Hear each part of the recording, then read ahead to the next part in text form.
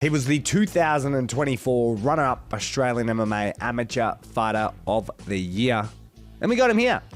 Ladies and gentlemen, this is your main event. Live from HBF Stadium Festival Hall. Melbourne Pavilion. Not even backstage, we're literally outside. Was that the best fight card in Australian MMA history? Call me crazy, but make sure you call me when I'm right. Be good if the Aussie MMA Instagram page would give us a bit of glow up because we're killing. Welcome to the Australian MMA podcast. This is like the third intro I've done for this man because he's been a crazy last couple of weeks. Our guest today, Deng, the Midnight Samurai. And he is very much that. He is just killing dudes. He's a very, very scary man. Undefeated at amateur, 5-0.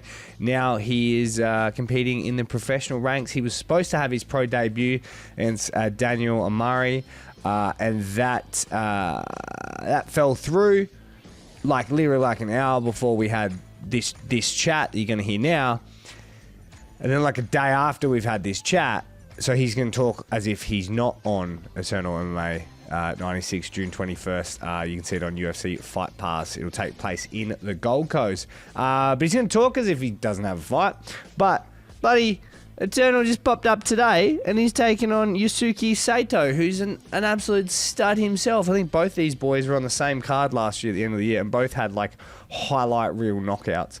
They're both very, very scary fighters. It's gone from Deng was like having like his pro debut to kind of like this feels like a contender fight. Like that's how quick both of these boys could ascend, and that's how sort of scary both of these guys are. Deng training out of NTG with the great Nugget McNaught. Heard some great stories about him. Of course, the training partners of Dim Skilly's, one of the toughest men to have ever stepped foot in the cage. And of course, speaking of tough, you don't get much tougher than Justin and Junior Tougher UFC fighters as well. There's just some like absolute studs that train out of there. So, look, very excited to chat to Deng. He is a name to remember. He's a guy to keep an eye on. Said he's struggling to get fights, which is quite ironic because not too many people would take Yusuke Sato on, what is it, like 5 days notice? Like, it's pretty incredible. But anyway, you're going to get to know just who Deng is and why he's the type of man that has sort of warranted that news. So without further ado, I guess, of course, want to thank our friends, our partners for getting the show on the air. Vex MMA, check them out. Our gym partner, Drillich Combat Academy, and of course, combatsportsinsurance.au. Got an event, got a gym. Want us to handle your insurance? Just bloody do it. Hit us up. It's better than the other nerds. All right, guys. It's the Midnight Samurai. It's Deng. And we'd like to take the time to thank our gym partner, DCA, the home of Australian MMA champion Anthony Drillich and aspiring athletes. If you'd like to know more, head to drillichcombatacademy.com. Ladies and gentlemen, joining me on the show, it's Deng, mate. Welcome. Thank you, Mitch. How you doing? What a shitty time to bring you on. We were bloody excited about your fight, and then we find out it fell flat. I only found out just yesterday afternoon. I was devastated, man. How like deflating is that in training? It's like the worst because nothing's gonna change. Like you're still gonna have to train and everything, but you just want to fight. You want to perform. You want to show everyone the skills you've been working on. So it's like, man. Now, did Eternal say that they were looking for, because you were supposed to be fighting June 21st in the Gold Coast, are they looking for a new opponent, or are they just said, hey, look, no one in the right mind would want to fight you? But that's basically what they said. But I think they're trying to look to get me on a later card, hopefully as soon as possible. But we're staying in contact with Cam and just trying to get as much information as we can. But it's not looking good for the Gold Coast. Bring you over to Perth. It's a week later. Yeah, that's what I'm saying. Right. we might be on Perth. Who knows? Have you experienced this a lot? Because I feel like guys like yourself, you build up a bit of aura about being a bit of a boogeyman type fight, which is good, but also kind of shit because you can't go fights. Yeah, it's like the worst. Like, it like sounds cool to be like an avoided fighter, but you don't want to be an avoided fighter because you have to fight to progress and get to the highest level. So it's like bullshit. Have you ever kind of knocked back any fights for whatever reason? No, we've never had the opportunity to. Like it's like, man, we just want to fight whoever. That's the way fighting works, and especially like with my background, NTG, it's like, man, my coach is like, we'll fight like whoever, any name you get. It's not like, avoid this person and try to get there. It's just fight whoever. Yeah, you guys speaking of aura, NTG's bloody like, do you have to have like a fight of the year or a knockout of the year on your like resume to get in the doors? Oh, that to be honest, this sort of feels like, like we got like Rocky, Junior, Justin, you know, Ricky and stuff, and it's like, man, those guys are monsters, but it's like you just get beat up on the floor for ages till you're good enough to go beat someone else somewhere. Because you got dimps too, eh? Yeah, Dim Skillies, what a beast, man. Like, Mm. does the entire gym have CTE? What's going on? You guys, you guys would just be fighting to the death. Oh, that's what it feels like at times, but I think everyone gets to a point where they're so good, it's like, okay, we'll relax a bit, we'll just work on the skills, but you gotta die to get to that point. Yeah, well, how is sparring like for you guys? Do you play spar or is it trying to knock everyone out? To be honest, like I said, I think it's like when you're trying to prove yourself and you're like you're like nobody and you're trying to say I'm trying to get some fights, I'm trying to prove like I can represent NTG on a bigger stage. It's like, okay, like prove yourself here first and then we'll see how you go. And then once you prove yourself a bit, it's like, okay, you got it, man. Like Yeah, that's what it feels like. I feel like in any other gym, you'd be like this prize pick and everyone be like, this is the guy. But I feel like, you got Junior, Justin, Dim, so they don't give a fuck about you. Nah, bro, I swear, like sometimes you see like Junior or like Dims come in for a sparring session, you're like, damn, bro, I can't believe I got to spar that guy today. Like you're happy because they're such good sparring partners, but then you're like, man, 1 second I'm off against this guy and he's showing me, he's embarrassing me. Yeah, it must be like, so I guess training is the hard bit. So when you get to a fight, you're like, there's literally no one in the world I can fight that would scare me. Yeah, that's what it feels like, especially at the level I'm at. I'm still like slowly increasing through the ranks still at the beginning of my career. So it's like, man, I've gone against harder guys on the floor, man. So I'm feeling all right. And I don't know much about sort of the NTG boys. Obviously, besides like the MMA side of it, and obviously I've come into it a little bit later. But can you tell me a bit about Nugget? I feel like he's like known for like he speaking of aura, like he's like the guy. Yeah, he's like the OG. Like, he's been in Muay Thai, Queensland, Muay Thai Australia for ages. So like he just has that background and he gives us game and knowledge and it's awesome to have him, fight under his gym. Is he tough on you? Like, do we? Because on the outside, it looks like to enter the gym, he head kicks you, and then you see if he can take it or not. Oh, I'm not gonna lie. Like when you're one of his fighters, he's tough on you. He's trying to like make you work every single time. Like you're coming in at sessions, you're like, but then it's like it's the reason you get those results. And after you understand that, you're like, okay, I'm gonna listen to this guy. And I'm gonna just I'm gonna just do whatever he says, bro. Did you come into the gym as like a cocky young kid, or were you quite nervous? I just came like a tall, lanky pseudo kid. Like, hey man, I saw UFC a few weeks ago, and I'm just thinking, man, I can do that. And they're like, yeah, okay, we'll see how you do, bro. What year was that? That must have been like 2021, end of 2020, maybe. Yeah, bro. I feel like anything past, 2018, 2019, everyone's like, you're casual. So it's like you have to work even harder to get respect. To get to get to that level. Like, How did you prove yourself in the gym? Was there a moment where like, you just did real well in training or? I don't even think there's just a particular moment. I don't think you even realize it because it's like one time you're like, just in the beginners class, just doing what you have to do, just showing up consistently. And it's like, yeah, you have potential, but so many people have potential that walk through these doors. Like, it's like just being consistent and showing up every day. And then it gets to the point where it's like, okay, we'll put you on a show here, see how you do. And then you keep going and progressing and you get into the level where you can keep showing up on the biggest MMA shows and do well. Did you ever get completely embarrassed at training? Yeah, a lot of times. I'm not even gonna lie. I'm not even gonna lie.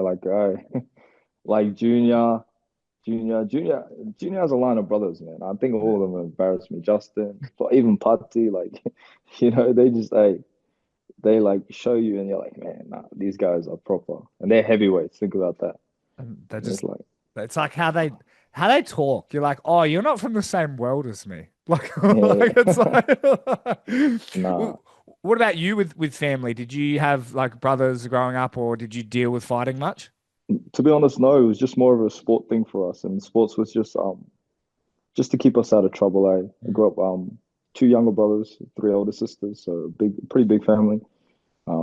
Just playing sports, a lot of athletics, basketball and stuff, but never fighting. Like I wanted to get into it when I was young, but my parents were just like, nah, we're not co-signing that.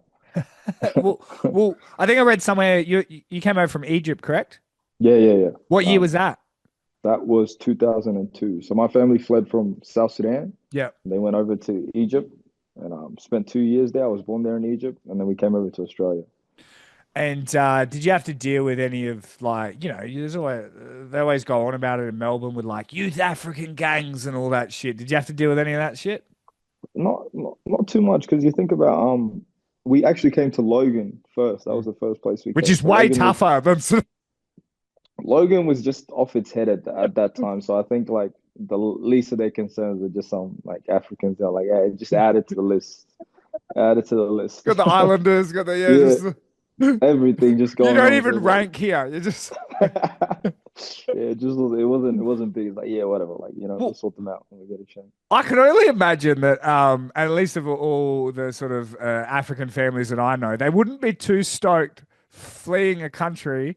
Surely they want you to come be a doctor, not a fighter. Oi, I'm telling you, this is what I try to tell people. My family gave everything, like cattle, all their possessions, for us to just be on the straight and narrow and just play it safe. Fighting is like you've gambled everything again, and you're like, no, I'm going in again. Everything on myself, bro. So that's how my parents feel. Like they're like, yeah, bro, I can't believe I'm going to be a fighter. Are they supportive of the dream though at all? It's so funny because they're like very like low key supportive. They'll like be like, oh, they'll like denounce it the whole time in front of you, but then like one of their like friends or like a family friend will tell them, oh yeah, we saw your son, like that's my boy, that's my boy. Yeah. And then they'll be like, yeah, he's doing his thing. And then they'll be like, yeah, we saw it. Like I'll come home after fights and stuff, and they'll be like, okay, yeah, we saw it. Like, yeah.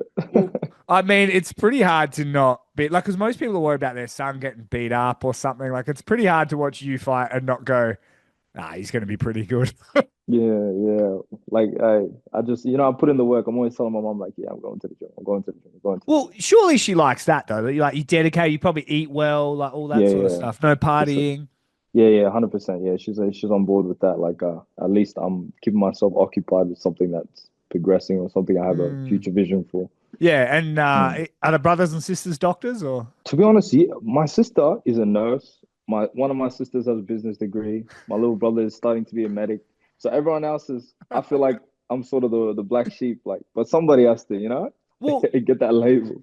Well, you can always tell your mum, like, they won't have a job unless you put people in the hospital. In the hospital, that's what I'm saying. I like hope people, my sisters and brothers, fix them up. That's how we keep them in the business. You got to keep it flowing. Like, what's that girl that was on Road to Asia that's like a doctor? And she was like head kicking people to sleep. Yeah. She's just trying to sort out her clients. And then she checks them out at the back, Isn't that how you become a successful business? Like you sort a problem out. So if you create the problem, hey. Sort it, man. Nah, that's cool. Was there any bit of you that like has wanted to go, oh man, fighting as a career might be a bit much. I might kind of go, and study or anything like that? Or have you just sort of been single-minded the whole time? Single-minded. To be honest, I spent the first month of the year in Thailand. Like it was a trip just to sort of see like what the level is like worldwide in terms of MMA and what guys are doing to like be at that level. And once I saw like guys like really leave everything they have just to be able to pursue this sport, I'm like, man, if I want to do this and like compete at the highest level, like it's all in or nothing. So like you don't even like have room for that doubt. Because you're young, eh? Yeah. How old are you? I'm 24. Pretty young. 24. This is the Thai trainer. He's just coming to see what's happening. He's confused because he doesn't know why you're doing interviews yet. He's like, you're not famous enough. Why are you? Yeah, he's like, oh, he's beat Sanchar. He's like, you don't even have a fight. Yeah, you say he beat Sanchar? He beat Sanchar. Damn. Big names in Muay Thai. So for him, it's like, he's like, you're nobody. He's like, what are you doing? Look Fair though. Louis. Fair, Yeah. fair, fair. Mate, I mean, you had a stellar amateur career. I felt like you hung around the amateurs too long. I feel like you were sandbagging. Why, why didn't you go Do, pro earlier? do you reckon? No, Yeah, you were like smacking people. some people reckon I wasn't there long enough. Like 5 fights, 3 finishes, um, a unanimous and a split as well. Like I feel like I started to get good performances towards the end, and I was like, yeah, like I'm already like training, doing so much, so I might as well just look for that pro fight. Like it might be easier to get fights too. It was getting difficult to get fights as an ongoing amateur anyway. So we're like, okay, we'll go pro and we'll get fights easier. But it seems like it's hard as a pro anyway. Well, I feel like that's part of the issue too. Is like obviously the amateur fights is what you want to do to build your craft before you go pro. But everyone watches amateurs now. No one used Yeah, to. So you used to be able to like when you went pro, it was like, who's this guy? yeah, Now you come in as like a hyped guy, and everyone's like, I don't fucking fight him. yeah. That's what I'm saying. Like just fighting on Eternal, it's like, man, all the fights are just there. Like you just search up your name, Ron Deng, it's like all 5 fights are there. Yeah, it's like Yeah. and they watch every little bit. You just knocking people unconscious, and it's just like, all right, cool. Have you ever described to someone what it is like to put someone to sleep? Not really. Like there's no feeling. I tell them it's sort of like you're not even there at times. You just like you've drilled it so many times, you just know you got to stay calm in that situation, and you just shoot the shot. And it's like money. Yeah, it's. Yeah. Do you feel nervous before fight time? Like, do you in the back? Are you doubting yourself, or are you one of those guys that walks around confident all the time? Nah, not like too much. Like there's like a short spurt of doubting yourself where it's like, oh man, like what am I doing? But then it's like, nah. Then you just counter that thought straight away. It's like, nah, I'm meant to be here, baby. Like, this is what I'm meant to do. And then you feel confident. Like, especially like all my fights have been at the Shark, so it feels like just the same routine every single time. It's like I'm walking up those stairs. I know I'm going to be behind for a bit. They're going to tell me, just wait, your music's going to start playing, and then you just follow the ring girls, and they're going to lead you to. It just feels like dress rehearsal every single time. And once I'm in that cage, I just feel like I'm going to know what to do. I just get warm. Have you taken any losses in other combat sport, like a Muay Thai bout or boxing bouts or anything like that? No, so I've actually 4-0 in Muay Thai, amateur Muay Thai, and no defeats in MMA. So you don't even know, like, what if you take a loss and you just never want to do this anymore? I don't know. I feel like, people say it a lot, but I feel like you just take losses in life in general and you just keep going anyway. It's like random stuff happens. You lose family members, you lose relationships, like you might lose a car, you might lose something, and you keep going because you're gonna have to. Life doesn't stop just because something bad happens. Yeah, it's a good point. Plus, you probably lose every Thursday night against the Yeah, every toughest. Wednesday night on the floor is like, man, I'm getting smacked. What do you do to sort of supplement the career, mate? Do you work? Are you studying? What's on the sides? Yeah, just on the side, I'm a youth worker, so Yeah. that's what I do. Yeah, I used to join Violence in. is not the answer, except sometimes. Yeah, controlled violence kids. But these That kids would are help, just though. That would help. for sure, for sure. Like they love hearing about me being a fighter and stuff. They just can't believe it because they think I'm just like such a normal person when I'm walking around. And they're like, oh, "You're a fighter," and they're like, "Oh, we saw your fights on YouTube and stuff." And it's like, yeah, listen. Yeah, that's what that's why I tell you to do what I say. Do what I say. Bro. Well, do you like that sort of stuff, or is it just like just a job?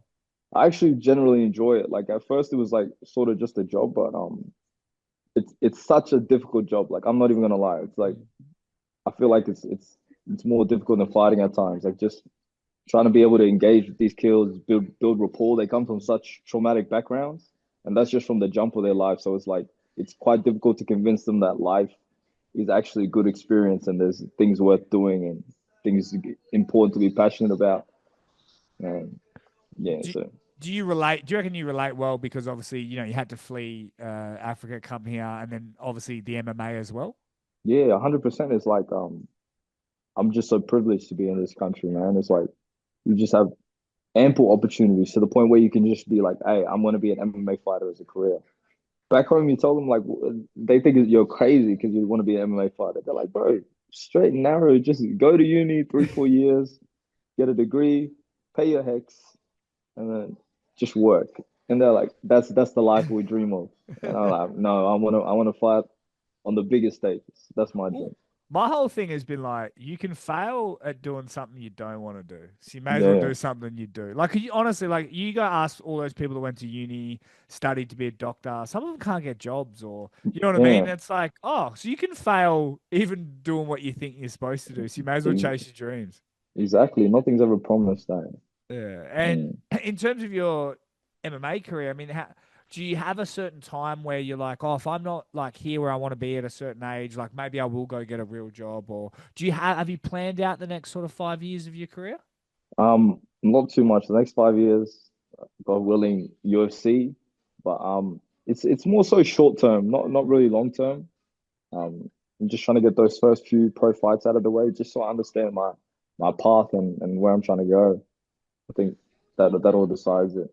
And if you get the belt early, this is what when I talked to Kasib Murdoch about, who got the belt, and he was like, it puts a target on your back, and then you can finally get fights. Yeah, that's like the most blessed target, because you don't want to be the avoided fighter. Now you got that target on your back, and you're like blessed.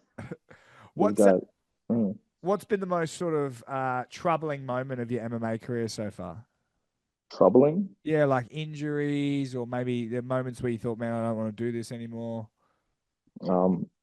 Man, just the pullouts. I'm not gonna lie. That's been it. Because this year I was meant to be on the Logan card. Then obviously I was meant to be on the GC next weekend, and that's not gonna happen. And it's just that inconsistency of like, okay, I'm putting my all into this. You're kind of disregarding all of everything else in your life just for the meantime, just so you can fully focus on being the best fighter you can be. And then it's like, okay, this is not going ahead, and you're just like, come on, man. What's sort of been one of the biggest lessons that NTG has taught you? NTG has taught me, like, always be in the fight, regardless of, like, if it's not even going your way. Like, Nugget's a big preacher of, like, it's very easy for people to dish it out, but, like, can you take it? And that's not even, like, just in fighting in general, just in life. Like, because you're going to be dealt bad cards at times. So it's like, everything's easy to do when it's going good. Like, oh, you're winning, this, that. Like, how does it go when it's not going your way? Are you just going to throw in the towel because you've never been in that situation before? You're going to keep grinding until you can figure out something well to do. And in terms of guys that are on the sort of roster out in the scene, is there anyone that you really want to get in the cage with? I don't think there's any particular names, but I feel like there's a new age of lightweights coming through. So I just feel like I would definitely want to like put my name up and just be with those guys. Like, you know, like I think there was a fight on Hex between two great lightweights, and I was like, yeah, like, you know, that's the level I believe I'm at, and I wanna like prove that I can fight those sort of guys, competitive, good lightweights. And mate, before I let you go, after it's all said and done, how does Deng want to be remembered in mixed martial arts? One of the best ever, one of the most violent, like looking for damage every single situation, and just, you know, taking fights whenever, wherever, and just going after it. One of the best. That's how it goes down. You didn't even think about it. I love it. Mate, absolute pleasure to have a chat with you.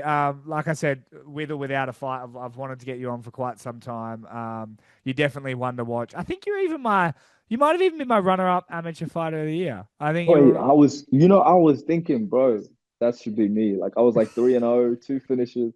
But I think it was like one of the Fisher boys. Yeah, it was Cage. I think he was like 5-0 or some bullshit. Yeah, and I was 4 like, fights in a year or something. I was like, you can't knock that. I was like, fuck. I was hoping for it, man. But hey, you know, you can't win them all. But you'd be lucky to get a fight this year. Yeah, I'm hoping for it, but hopefully something soon. Oh, mate, thank you so much, and we'll chat real soon. Easy. Take care, brother. Thank you. Appreciate it.